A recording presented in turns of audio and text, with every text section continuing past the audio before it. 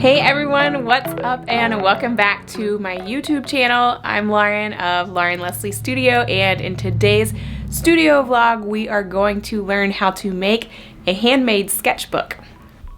So I'm learning not to make absolute statements in my videos because, as I famously said in this Skillshare video, that I didn't have time to make handmade sketchbooks anymore. Then quarantine happened and my husband happened to politely suggest that I get a hobby. And I thought, oh, bookbinding, like I used to do that in college and I absolutely love it, and I want a new sketchbook. I'm frustrated by the sketchbooks that are currently out there. So if you feel the same way and don't like any of the sketchbook options that are on the market or on Amazon or in art supply stores, then leave me a comment below and let me know, because if this sketchbook that I'm going to make is popular enough, I may take pre-orders and have it manufactured. So stay tuned. Okay, so I want to quickly show you some of the paper that I'm using to create this sketchbook. I like to have a variety of paper in my sketchbook because I like to do a lot of different mediums. I like to draw, I like to paint, I like to use watercolor, I like to use acrylics, and there is no sketchbook. You know, I don't want to have 10 different sketchbooks for all of these things, so I want to have everything just cohesively in one sketchbook, which is part of the reason why I'm making my own. What came in the mail today from Blick was this mixed media toned gray paper, and it's really cool. You can see how big it is. It is 18 by 24, I believe. It is 18 by 24 inches. It is a toned gray. It's made for a mixed media, and it has a vellum surface, which means that it has a bit of a textured surface. So that means that the paper has more tooth to it. So if you wanted to layer on colored pencils or pastels or anything like that, the paper can really take a lot of layers of medium. And you can do wet or dry. It is also acid free and uses post-consumer fiber. Not sure what that means, but it sounds like maybe it was recycled. It doesn't say recycled, but I'd have to Google it. Okay, so the next paper that I'm using is canvas paper. Now, this is something that does not exist in sketchbooks at all. At least not that I've been able to find. We have canvas paper in pads like this, but not in a sketchbook. And so that really drives me crazy because I want to be able to paint with acrylics in my sketchbook, and you know, this paper is perfect for acrylics. So it is a white paper. It is also 18 by 24. It is genuine artist canvas, acrylic prime for use with any medium. So the flexibility of this is awesome. 18 by 24 is the largest size you can get in a pad. And so again, you can kind of see how big this is. And if I divided this paper into two and then folded it, which is what you have to do when you make a sketchbook, is you have to fold your paper in half. But if I did that, it would be a 9 by 12 size. So my other issue with sketchbooks is they are all 9 by 12 sizes, and you understand why, because you get the maximum use of these papers. However, the scanner people did not ever get with the sketchbook people and see if their dimensions matched or at least accommodated one another. The scanner could be a little bit bigger. It doesn't have to be exactly a 9 by 12 bed. However, it's usually only 8.5 by 11. And so when you work on a regular 9 by 12 sketchbook, it doesn't fit in your scanner. So it's really annoying and it's really difficult to use. And so I have thus decided to make an 8.5 by 11 size sketchbook, and it's going to have all variety paper, and so it will easily fit in my scanner. Hallelujah. So the other paper that I decided to get was a watercolor paper, because I like to work in gouache, which is perfect for watercolor paper, or watercolor paper is perfect for gouache, but I also sometimes like to use watercolors as well. Now, I ordered loose sheets of watercolor paper because it was just cheaper to do it that way, so it kind of came in this cardboard thingy. As you can see, all the watercolor paper is intact here, and I'm gonna fold that and put it in my sketchbook too. Now, I am still waiting on 2 other papers to get here. They should arrive on Saturday. But I am also waiting on just regular white drawing paper as well as Bristol board. Bristol board is awesome for mixed media. It's a super thick paper. You can draw on it. You can paint on it if you want to. You can collage on it. You can do all kinds of things. So I want to have that option as well. I like my options in my sketchbook. The other thing you'll need for bookmaking or sketchbook making besides your paper, obviously, is kind of a binder's board. And so you don't have to have this. If you wanted like a soft cover sketchbook, you could totally just use fabric or something like that. Or even, you know, if you're trying to DIY it on the cheap, you could use cardboard or something like that.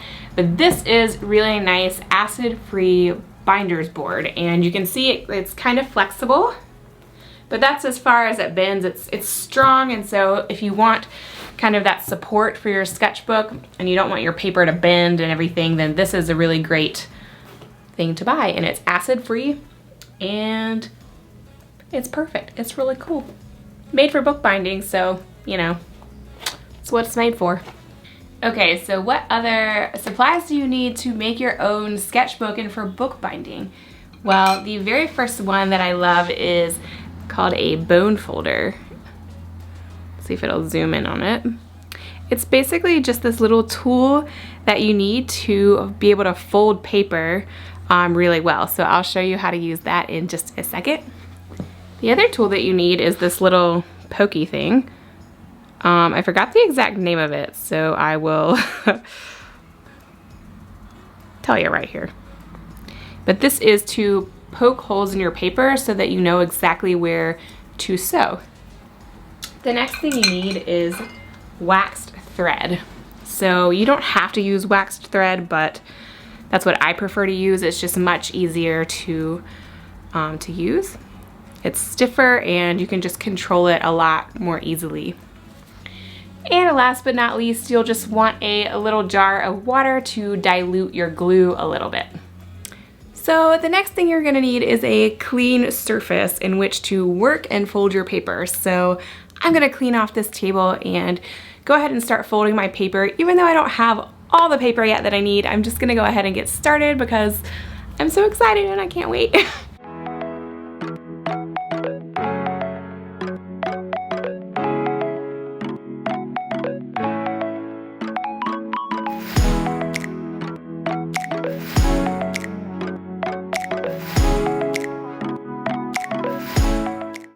Okay, so the next thing is you kind of have to decide how many sheets of paper that you want and how they're gonna fold, right? So I can basically get 4 sheets of paper out of these 18 by 24 size sheets. And so I've already kind of made a list of how many sheets that I'll need of each variety paper. Okay, so I mentioned I'm still waiting on white drawing paper and Bristol board. However, I have decided how much I want of my gray drawing paper, mixed media paper, and I'm gonna need 3 sheets of that. I'm going to need 6 sheets of watercolor paper and 6 sheets of canvas paper. And when I cut them in half and fold them, that will give me 4 pages basically in my sketchbook, front and back. Well, it'll be 8 front and back, so, but 4 total sheet pages. Does that make sense? So I'm going to start with my watercolor paper because I got it right here. So why not?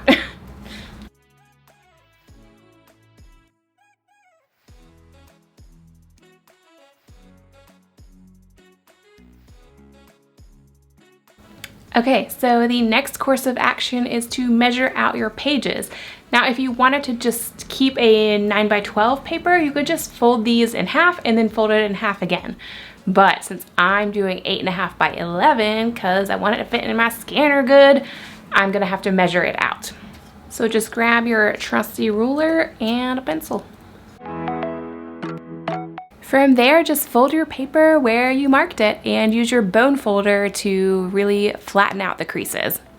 Okay, so an easy hack for seeing how many pages of 8.5 by 11 paper you can get out of a sheet of one of these big papers is just to grab some computer paper and visually lay them across your sheet and see how many pages you can get.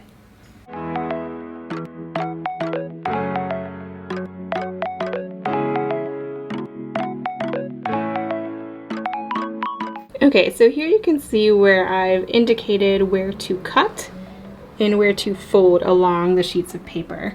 So hopefully you can kind of see these marks, but I'm gonna get 2 sheets out of this and 1 going this way. So now it's time to cut and fold. Okay, so first you want to cut out your sets of pages. If you have a paper cutter, that's awesome. I have one, but it's gonna be too small for these sheets. So I'm just gonna use a little X-Acto knife. Maybe if I get my face out of the frame. Okay, so I'm just gonna use this little X-Acto knife here. And if you have like a mat to put under your paper, then that's awesome. I do not, so I'm just gonna use a little scrap piece of cardboard. So no big deal, right?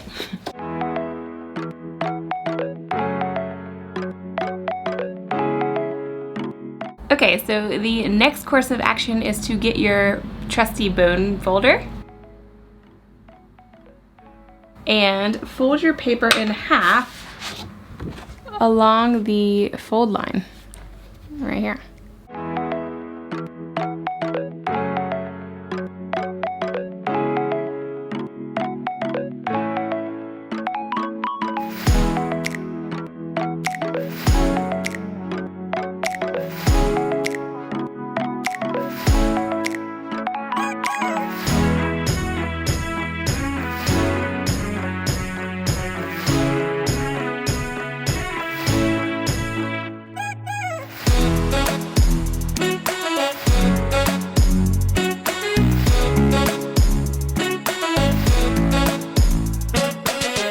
So I'm done with my watercolor pages. Here they are.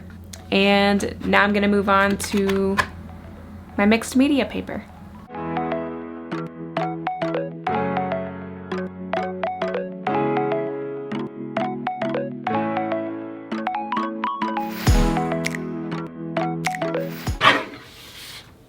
Those of you who are wondering, I bought this paper cutter on eBay, and it's like the ones we used to have in school, and I love it. It's like my favorite thing that I've ever purchased. Okay, so next I just need to chop this down the folded edge, because then these papers are gonna fold over and be the right size.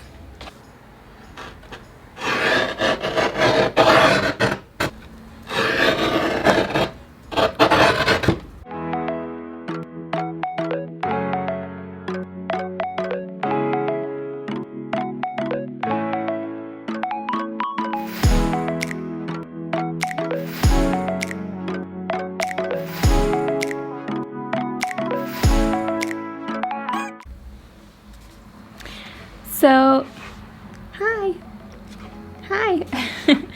So now I have my group of gray drawing paper and my group of watercolor paper. So next I'm gonna move on to canvas paper. Okay, so one thing that I just noticed is that the canvas paper is not gessoed on both sides. So I don't know if you can like fully see that, but this is the gessoed side and this is the ungessoed side, which means in my sketchbook I'm not gonna fully be able to work front to back like I had planned. So I'm actually gonna double the number of pages, canvas pages, in my sketchbook, just so that I have the option.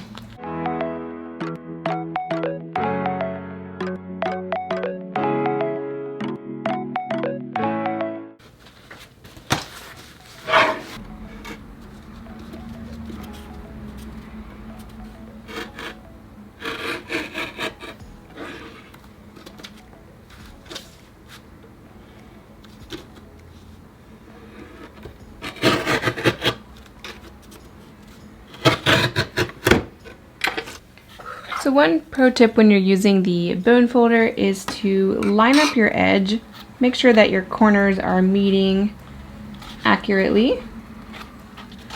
Hold down the edge with your hand and then move the bone folder to the center of your paper.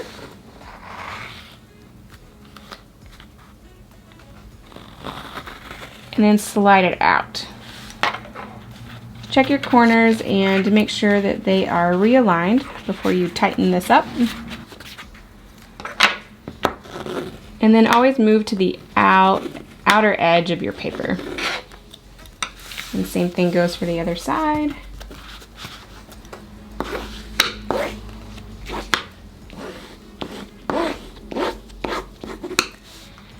Hello, so my drawing paper came in a day early, so I'm super excited because I can finish my pages now. So I'm using for white drawing paper this guy here. It is Strathmore drawing paper and it's 24 sheets, again 18 by 24 inches, and it is a medium surface acid-free heavyweight 400 series for finished artwork and dry media, such as graphite colored pencils, Conte crayon, things like that. Okay, so because my drawing paper, which we're gonna start with, the Strathmore drawing paper, it's 18 by 24 inches, so I still have my 8.5 by 11 sheets that I'm just going to lay on top. And because this paper is quite a bit thinner than some of the other papers I was cutting, I think I'll be able to cut it on the paper cutter with a little stack. So I have 4 sheets.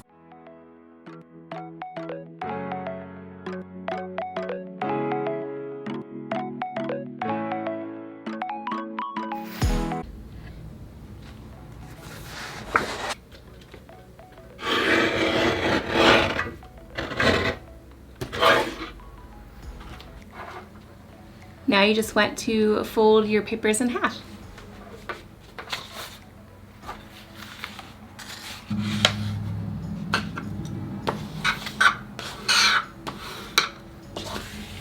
And now our drawing pages are complete. We have 8 sets, and of course they fold open into 2 pages or 4 pages if you're gonna do front and back, which I am designing this sketchbook in such a way that it's meant to be front and back just because it would be so many pages otherwise. So I'm going to do 6 full sheets of Bristol board. It's a little bit more than the drawing paper just because I want to give myself and also other people the flexibility, like a lot of different things. You can do dry or wet mediums, or you can collage or do mixed media. You can do a lot of things with Bristol board, so I want to give just a few more pages of Bristol board than the thinner drawing paper.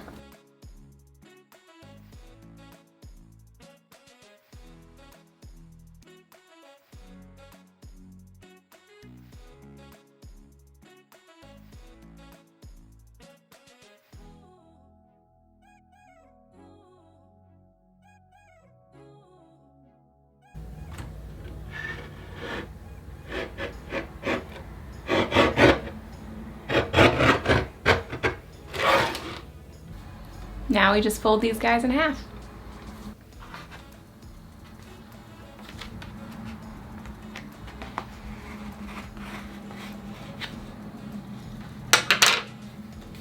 All right, so we finished all of our pages, yay!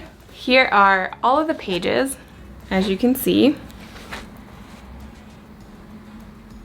And we are starting out with the thin drawing paper. Then moving on to the gray paper, then onto the Bristol board, then onto the watercolor paper, and then onto the canvas paper for acrylic painting. Okay, so the next step is to grab your binder's board that you're going to use for the cover. And again, I don't have like a mat, so I'm just using a piece of cardboard so I make sure I don't cut my table. So you can cut your front and back cover with something like a box cutter or an X-Acto knife. I'm gonna try this box cutter first. And when you're measuring out your binder's board, because we're doing a flat lay, it can be relatively the same size as the paper. However, sometimes you want a little tiny bit of a lip so that the covers are slightly bigger and really protect the paper. And so I'm going to measure out just slightly more than 8.5 by 11.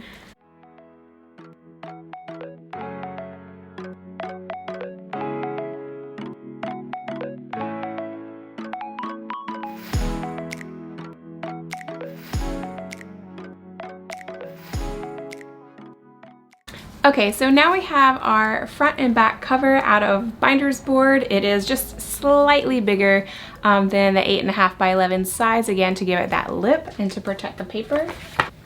So from there, we're gonna give our cover a prettier cover, and you could just do something like paint over this, but I generally like to use a nice fabric. So this is just a piece of linen that I already had, but you could use any kind of fabric. You could also use decorative papers or handmade papers. And we're going to be using this acid-free glue, this Yes glue, which is perfect for bookbinding.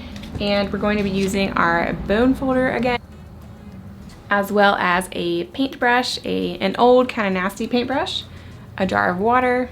And so I already had this kind of lined out, and it's actually the perfect size for my bookbinding, and so I'm just going to cut this in half and leave this piece for the other cover. And now I'm going to trim it just a little bit more so that I can make sure that these edges are a little bit more even. As you can see on the sides, this amount of fabric is about perfect. And so I'm just going to trim off the excess. And the lines for your fabric does not have to be perfect, so don't worry about that.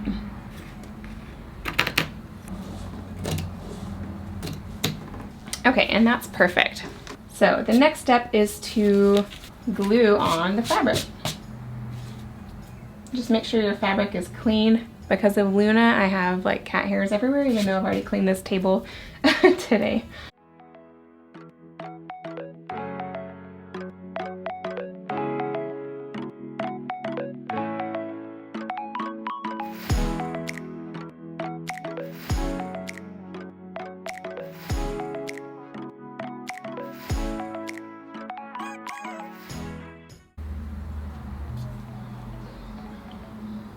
And in order to get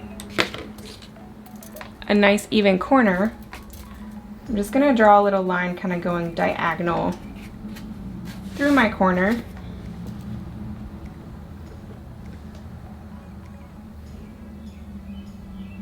As you can see there. And that's where my fabric is going to kind of be cut as it's folded on both sides. And so we're just going to get the glue, and then we're going to glue the fabric because we don't want to go outside of that line. So just get a little more water and a little more glue, and let's start to glue this fabric.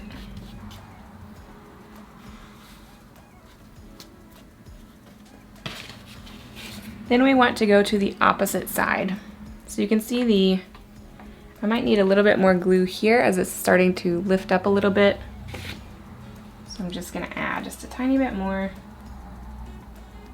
So now what I'm going to do is fold over the side of this and kind of see where the excess fabric is on my corner, and I'm going to go ahead and cut that.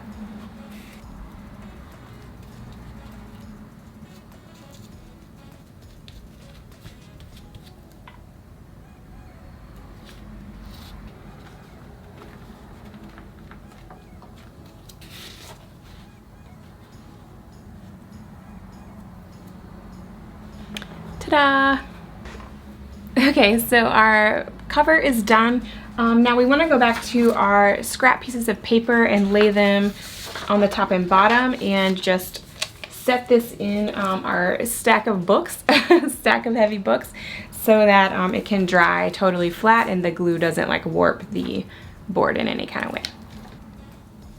Okay, so now on to the back cover, and I'm just going to do the exact same thing. And then we're going to let it set overnight, let everything dry so that nothing gets warped, everything is super flat, and then we're gonna sew our pages. Hey guys, that's it for today's video. If you liked the video, make sure to give it a thumbs up and make sure to watch my next video where I show you how to sew the pages in your handmade sketchbook. I'll see you in the next video. Bye!